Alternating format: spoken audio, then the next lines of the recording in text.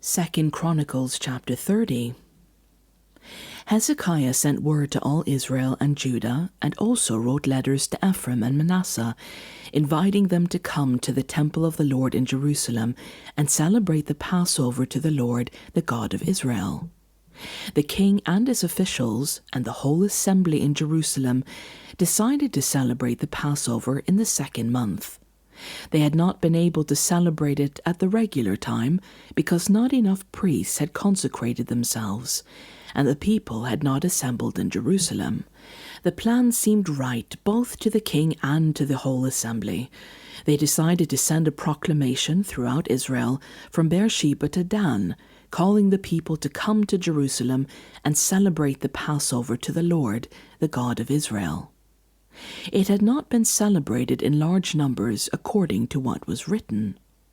At the king's command, couriers went throughout Israel and Judah with letters from the king and from his officials, which read, "People of Israel, return to the Lord, the God of Abraham, Isaac, and Israel, that he may return to you who are left, who have escaped from the hand of the kings of Assyria. Do not be like your parents and your fellow Israelites, who were unfaithful to the Lord, the God of their ancestors, so that he made them an object of horror, as you see. Do not be stiff-necked as your ancestors were.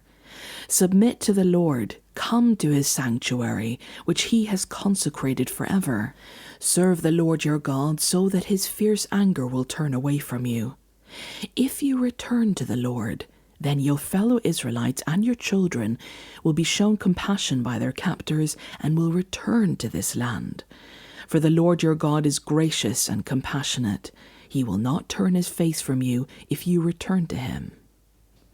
The couriers went from town to town in Ephraim and Manasseh as far as Zebulun, but people scorned and ridiculed them. Nevertheless, some from Asher, Manasseh, and Zebulun humbled themselves and went to Jerusalem.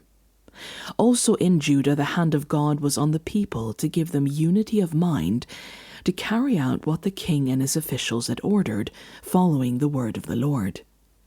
A very large crowd of people assembled in Jerusalem to celebrate the festival of unleavened bread in the 2nd month. They removed the altars in Jerusalem and cleared away the incense altars and threw them into the Kidron Valley. They slaughtered the Passover lamb on the 14th day of the 2nd month. The priests and the Levites were ashamed and consecrated themselves and brought burnt offerings to the temple of the Lord. Then they took up their regular positions as prescribed in the law of Moses, the man of God. The priests splashed against the altar the blood handed to them by the Levites.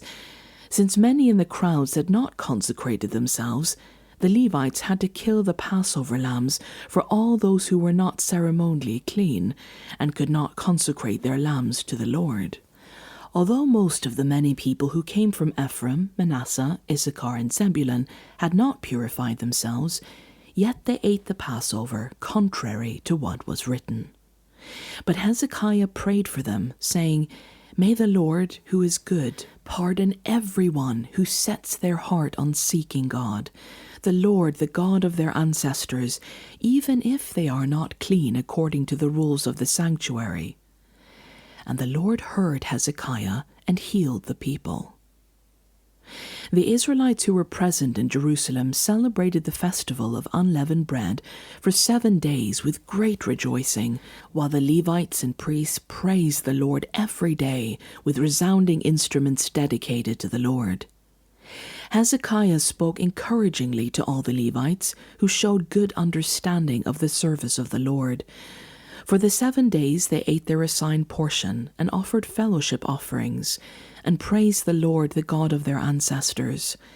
The whole assembly then agreed to celebrate the festival 7 days more, so for another 7 days they celebrated joyfully.